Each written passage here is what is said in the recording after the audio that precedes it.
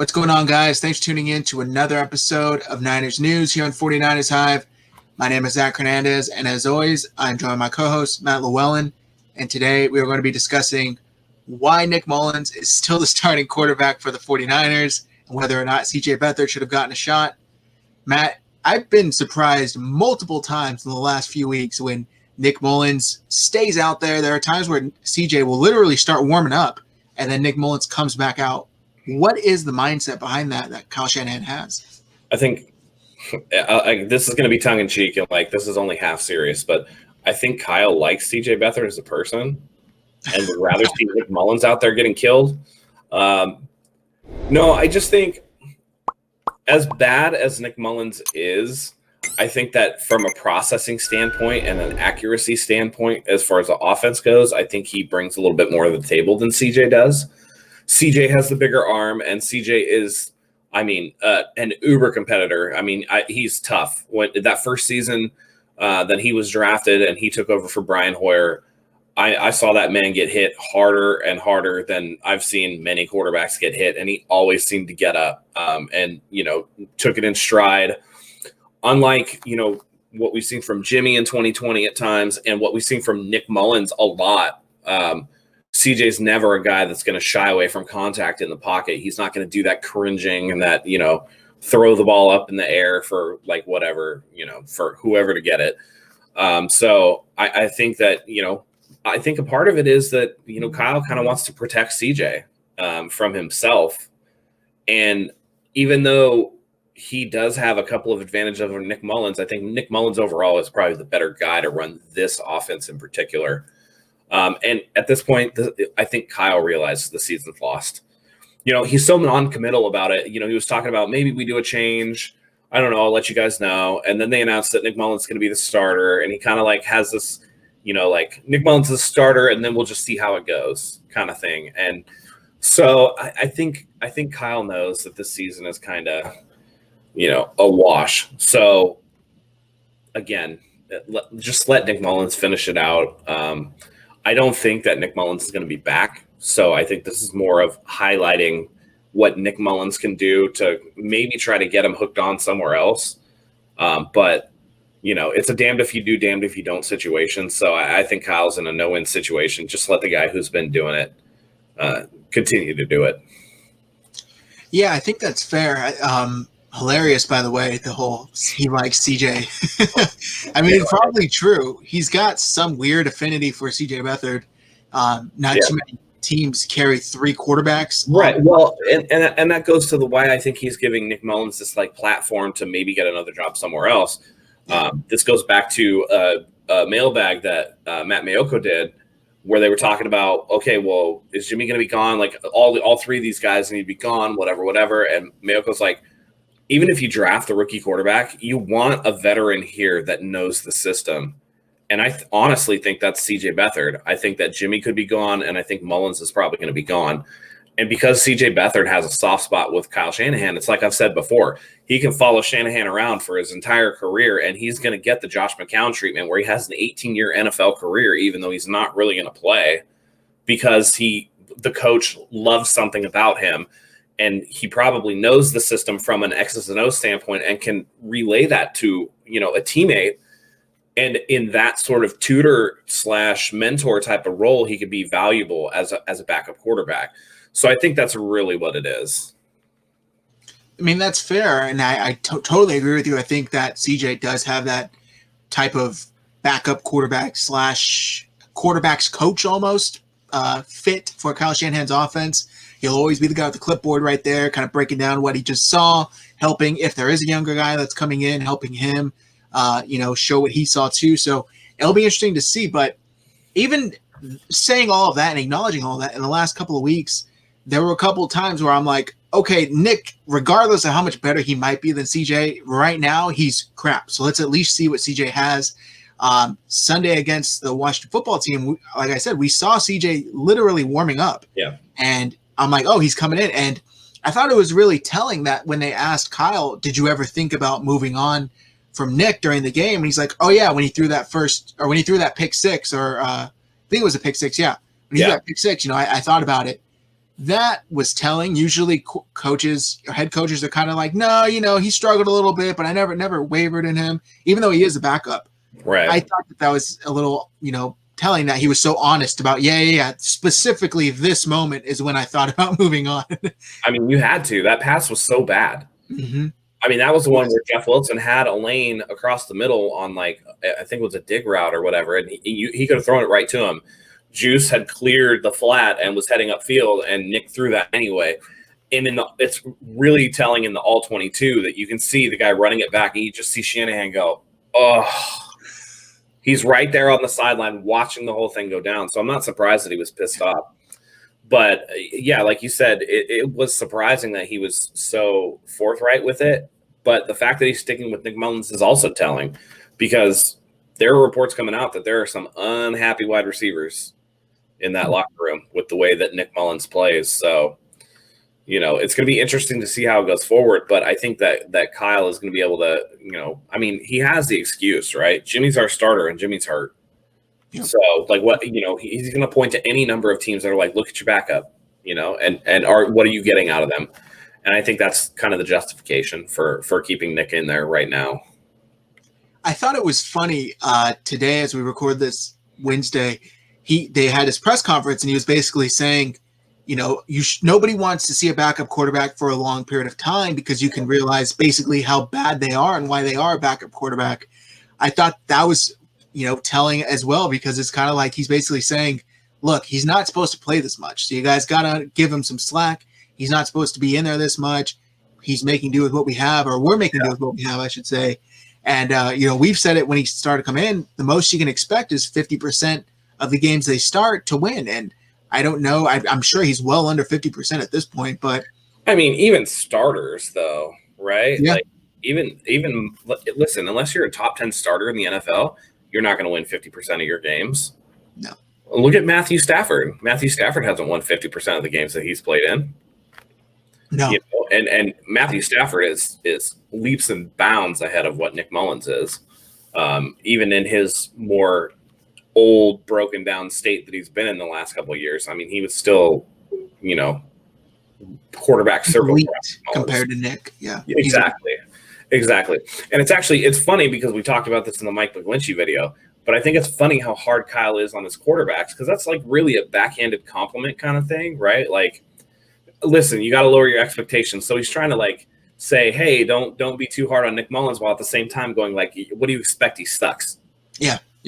But with Mike McGlinchey, he's like, oh, we draft him over again at number 9, even though Mike, you know what I mean? It's just, It's weird how, it's interesting how when Kyle's invested in a position and he knows that the quarterback position is really what's going to make his offense go, that he's willing to be that much more open about it, because for me, I don't think that Kyle really cares about offensive linemen. He's just like, yeah, plug a guy in there. If I got the quarterback and I got the skill positions, who cares? We'll make it happen. Yeah. So, it's just, it's one of those things where they're going to trot Nick Mullins out there and, fans and team and wins be damned, wide receivers, who cares? Like, you're going to have to go out there and play. But yeah, I wouldn't be surprised though, that if he comes out against the Cowboys and has a difficult first half, that if they pull him and put CJ Beathard in there for the rest of the season, just to see.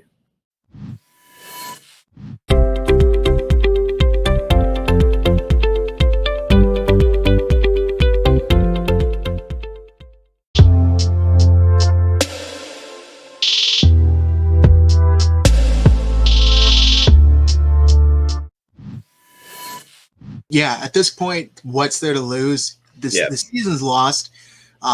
Jimmy's not coming back, by the way. No, I think that's been made clear. I think they did the allusion to, he potentially he had a high ankle sprain that was worse, and he could have had surgery. It's like, well, the timetable on that is still 6 to 8 weeks if you're not having the surgery. Yeah, like, and fans again will defend Jimmy Garoppolo till the cows come home. But I think it's readily apparent that they're kind of giving you the inkling that they're done with him. Yep. That they're going to move on. Because, I mean, why wouldn't you bring him back to just see where he's at from a mental aspect and evaluate? You're always evaluating your players. Yep. And if you're not even going to try to bring him back, I'm not saying that Jimmy wasn't hurt or anything like that, but I don't know, man. It just seems to me the writing is on the wall for him because we went weeks without hearing anything about him, right? And in a lost season, you don't think that you want to bring Jimmy back to just look at it? I mean, George Kittle's practice window is open. There's no reason to bring George Kittle back. You're probably not making the playoffs. There's slim to none chance.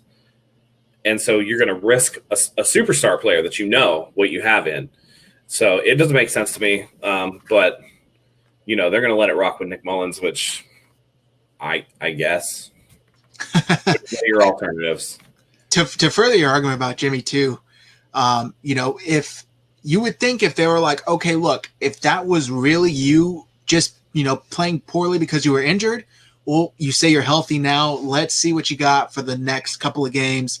And then moving forward, we can make a decision and we could kind of, erase the first half of the season where you did play and chalk that up to injury. And this is how you really do play. But they're saying, look, even if you are healthy, just sit it out. We don't even, we're good. We saw what we need to see, it's all right. So I do think that is kind of the writing on the wall. Like you put it, they're likely already have enough information to go off of. And they're already like the best case Jimmy Garoppolo, we could still do better than that, at other guys is, I don't want to say floor, but an average other quarterback that they can get at a much cheaper rate is probably similar to what Jimmy Garoppolo is on a bad day. So they're like, well, why not make the move? It makes sense to make the move, even financially.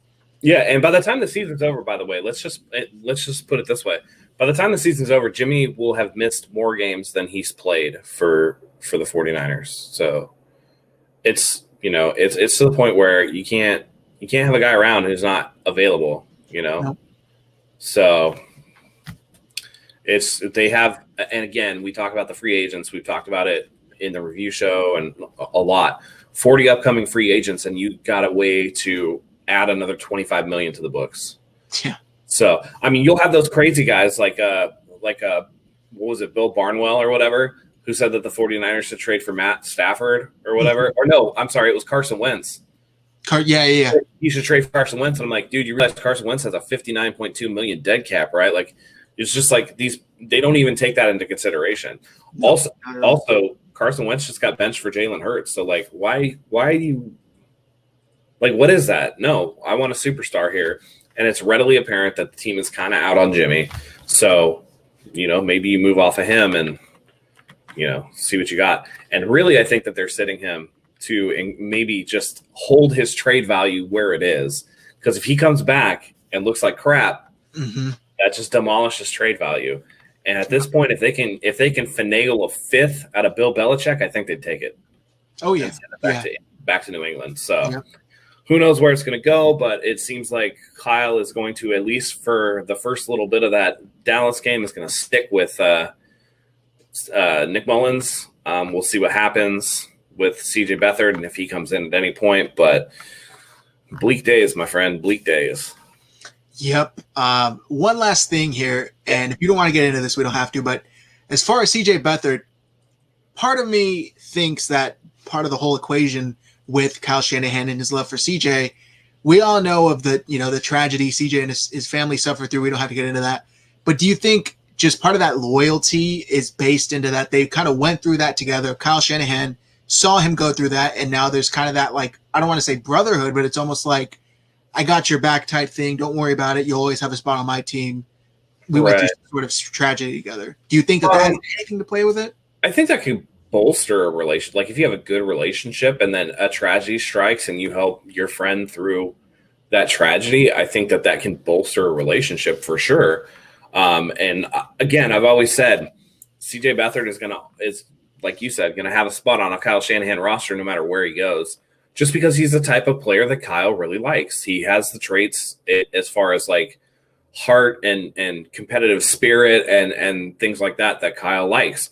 And then you go through, a tragedy like that, and that can bring people really close together. So it wouldn't shock me if that played a part in Kyle keeping CJ around for, the next 15 years of his coaching career. You know what I mean? So, but I don't know enough about the situation to say that for sure, but I think we've all been in situations where you go through a hard time with somebody and it either tears you apart or brings you closer together. And to me, it seems like Shanahan never says anything but nice things about CJ Beathard. So, there's obviously love there, and there's a bond and a friendship and a brotherhood, if you will.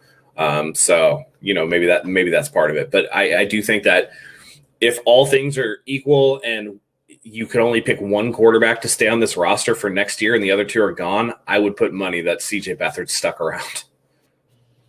Yeah, I mean, and he's likely cheaper too, just because maybe some team thinks Nick Mullins is worth, gambling to get a starting gig or something crazy like that. CJ Beathard hasn't done much, if anything, so no team's going to give him potentially starter money, or even competitive starter money. So I think that will most likely any of the three come back. You're getting CJ off that minimum for his word. So it's a win-win for him, win-win for the team. But I think that's going to do it for us today, guys. I want to thank you all for tuning in to another episode of Niners News here on 49ers Hive. If you guys like what you see and you think we're doing a good job, do us a solid. Hit that subscribe button below. We are very close to our goal of 20 million subscribers. We're getting closer every day, so make sure you guys subscribe. Also, hit that like button as well and drop a comment below. What do you think is going on with Nick Mullins, CJ Beathard, maybe even Jimmy? Which one of them do you think makes it back next season? Do you think we see CJ before the end of the year? Drop your thoughts below. Go ahead and click the bell for notifications so you never miss another video. Thanks as always for joining us, and until next time, go Niners.